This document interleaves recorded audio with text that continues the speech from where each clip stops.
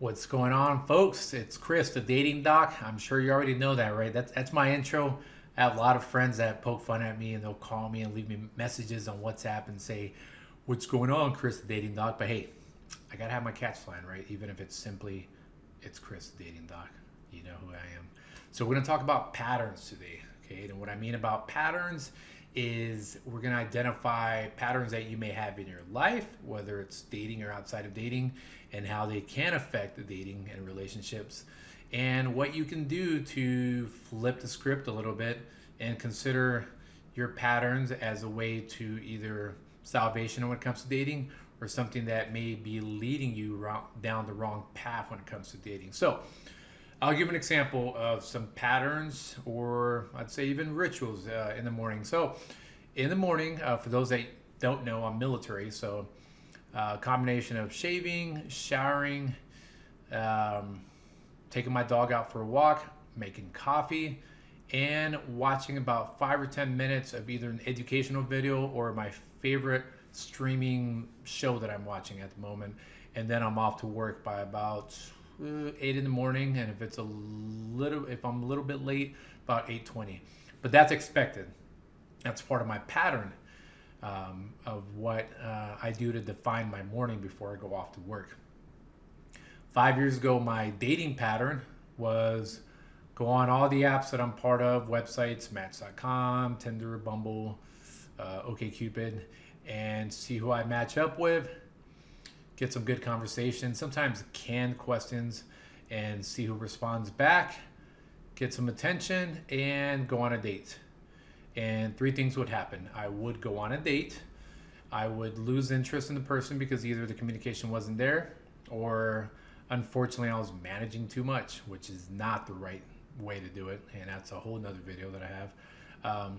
Or number three, we would talk and connect, but because of timing or the competition of attention when it comes to dating, then things kind of fall to the wayside. So fast forward, I noticed that I was doing patterns the wrong way when it came to dating. I noticed that there's no reason why I need to try to balance 5 or more women when it came to texting, and wondering who's gonna respond back, who's most interested, who's gonna feed the dopamine. I always talk about that. Who's going to flatter me, and who's just gonna cure my boredom. And I'm alluding to something real quick here. So you have what's called more the systematic process of what you call pattern, right? Brushing your teeth, getting up to walk the dog, things of that sort. Then you have what's more the internal process pattern on why you do this, right? So I make coffee, shave, and shower. The internal process is I need to relieve my anxiety of feeling dirty showing up to work. I need caffeine because I like the texture of coffee and it starts me up in the morning. And I like to shave because I want to lessen the anxiety of looking jacked up in my uniform, especially when I'm supposed to shave. And I want the satisfaction of following rules. When it came to the dating example that I used, I got on all these websites to get attention and feel validated. I also got on this website because I was visually curious and I like the aesthetics of looking at pictures of different women. So you understand now how your patterns are not just your outward manifestation, but your internal manifestation that's expressed outwardly. This is the difference between someone who is an Instagram model because they want attention versus someone who works out to stay healthy because they understand that to stay healthy, they're able to be a happier person around their family and friends. They're able to have lower cholesterol levels, lower chance of diabetes.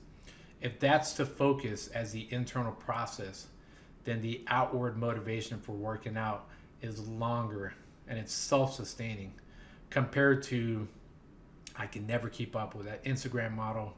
He or she has the best legs or backside or biceps.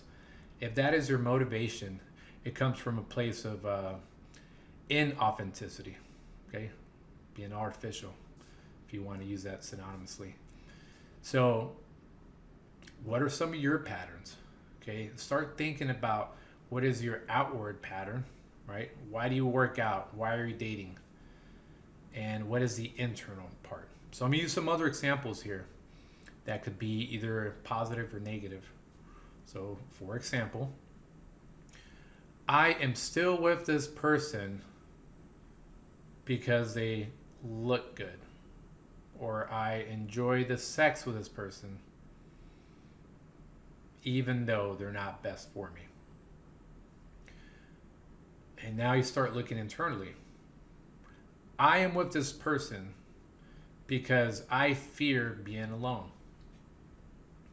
I'm with this person because we're Facebook official and I do not want the public to judge me.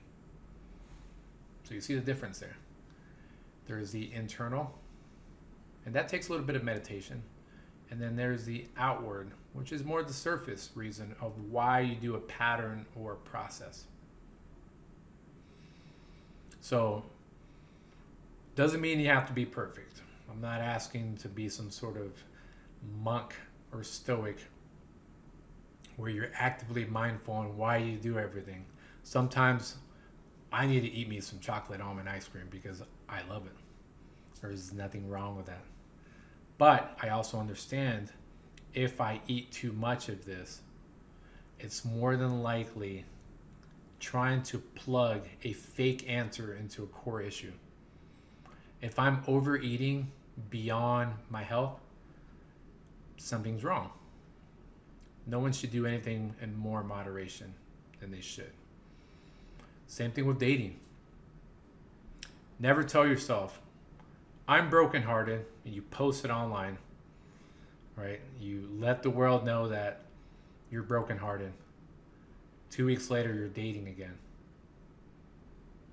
To the outside world, it says you're an independent person, you moved on.